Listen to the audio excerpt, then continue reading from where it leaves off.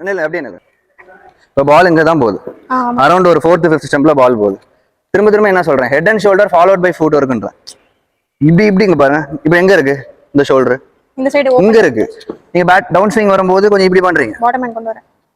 இந்த கையில் அலைன் பண்ண ட்ரை பண்ணுறீங்க, இந்த ஷோல்டர்ல பாலோட லைன் அலைன் பண்ண ட்ரை பண்ணுறீங்க. இந்த shoulder leading shoulder, top hand shoulder, elbow shoulder, wrist, இந்த 3 ஜாயிண்ட்டையும் பாருங்க. Head and shoulder followed by foot. இங்கே போயினீங்கன்னா டவுன் ஸ்விங் இப்படியே வரணும். டவுன் ஸ்விங் இந்த கையில வரணும். நீங்க டவுன் ஸ்விங் லைட்டா ஓபன் பண்ணி விட்டுறீங்க, அப்ப பேட் கொஞ்சம் இப்படி போகுது, அதான் அது பீட்டனா நீங்க இல்லையா.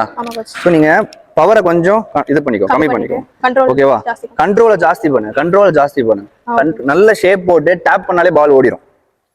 ரொம்ப முக்கிட்டு அடிக்கணும்லாம் அவசியம் இல்லை. பிளாஸ்டிக் பால் குயிக்கா போடுறோம், அப்ப ஃபாஸ்ட் பாலருக்கு தானே ஒர்க் பண்ணுறோம். போயிட்டு ஜஸ்ட் டேப், ஈஸியா டேப். நல்ல ஜெனியூன் ஃபுல்லரா இருந்தா நல்லா கம்ப்ளீட் பண்ணு. நல்ல பவர் இருக்கு, சரியான பவர் இருக்கு. கண்ட்ரோல் முக்கியம். கண்ட்ரோல் இல்லாத பவர் வேஸ்ட் இல்ல. ரைட் ரைட் ரைட் பரவாயில்ல right good right.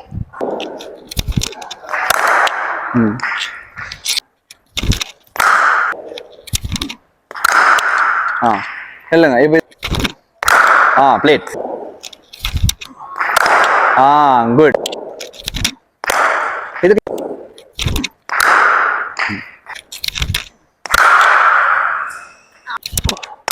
Plate good.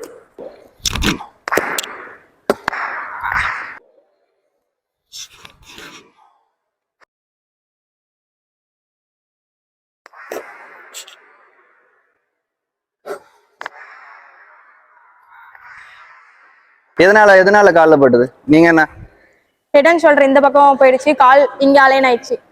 அவ்வளவுதான், சூப்பர், வெரி குட். ஸோ உங்களுக்கு தெரியுது விஷயம். லைட்டா அப்படியே சைட்ல போங்க, ஒரு பிரீத் இன் பிரீத் அவுட் பண்ணுங்க. அடுத்த பால் அந்த கரெக்ஷனை கொஞ்சம் மைண்ட்ல சொல்லி அடுத்து ஆடும்.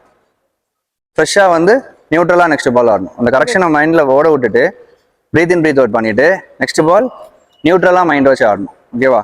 Okay coach. ஹெட் என்ன ஆயிடுச்சு, பாலோட லைனுக்கு அந்த பக்கமா போயிடுச்சு, ஃபுட்டும் லைனை கட் பண்ற மாதிரி ஆயிடுச்சு. அதனால கொஞ்சம் கஷ்டமா இருந்தது. இன் ஃப்ரண்ட் ஆஃப் த பேட்ல கூட ஆடி இருக்கலாம், அது ஒரு பெரிய இஷ்யூ கிடையாது. பட் இன்னும் அலைண்டா இருந்தா ஈஸியா இருக்கும். ஏன் அவ்வளவு கஷ்டப்படணும்? புரியுது.